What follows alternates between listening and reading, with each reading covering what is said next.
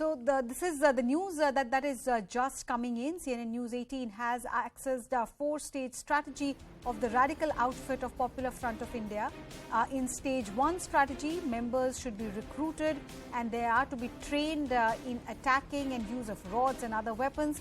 In the second stage, grievance has to be made worldwide and basically escalated and taken overseas. Stage 3 is to create split between RSS and other backward classes.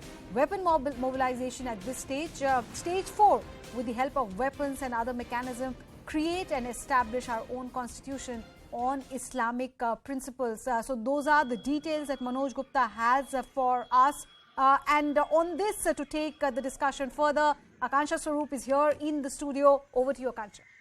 All right, so that is, as Arunima was breaking down for you, the 4-stage strategy of the radical outfit of Popular Front of India. In stage 1, the strategy stated that members should be recruited and they are to be trained on attacking and use of rods and other weapons. The second stage states that the grievance to be made wide and taken overseas.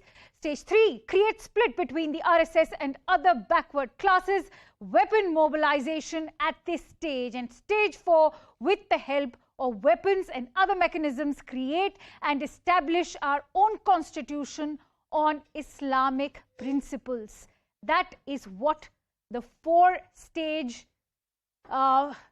agenda is, what we are learning of right now, that the PFI was resorting to. This is a 4-stage strategy of the radical outfit of Popular Front of India. Remember, there is also the 2014-7 vision of an Islamic India that was thrown light on by the PFI. For more details, let's quickly go across to our managing editor, Anand Narasimhan, who's also joining us on this broadcast. Anand, if you could break down and expand on this strategy and how lethal it could have been for our country. See, one aspect, as we say good afternoon to all our viewers, is the fact that this organization was highly structured and they had really thought through what they wanted to do. They were very ambitious. Time and again, we go back to that Mission 2047 document with the intelligence agencies shared with us, which they claimed they retrieved when they busted the Bihar module. Even there, they said that they need to get 10% of all the Muslims in the country to support them. That's one. Then they are also actively looking at the SC/ST base. Now, these are all the kinds of thought processes that they have. They have really outlined what they want to achieve. Whether or not they were close to their goals, whether or not there were more people buying in, that's another aspect, because largely even within the Muslim community in India, there has been an outright rejection of the PFI and its machinations. But the Muslim population in our country is upwards of 25 crore. Now, even if you have a few thousands who are backing the PFI, that's a sizable number to cause a huge amount of social distress and social unrest in our country. A few hundreds, if they go and join the Daesh, and if they work with Daesh Khorasan or Daesh in Syria, it's a black mark on the country, and it's a reflection on the country. So this entire pan-Islamist radical approach of the PFI has been under scrutiny. Now, what are the various stages that, in terms of the 4 stages? Strategy 1, Muslims should be united under the PFI banner. This is what I was telling you. The Mission 2047 document and this strategy, there is an alignment, and that's why many people try to discredit that document, saying this is somebody's figment of imagination. Even the PFI tried to call it a figment of imagination, but this is similar documents and similar literature that's been found across multiple PFI offices, and that's how we have accessed this 4-stage strategy that is there with them. So they should have a feeling that PFI is the only organization that can lead them. So they were cannibalizing other Muslim organizations, other parties, other outfits which are working towards Muslim welfare.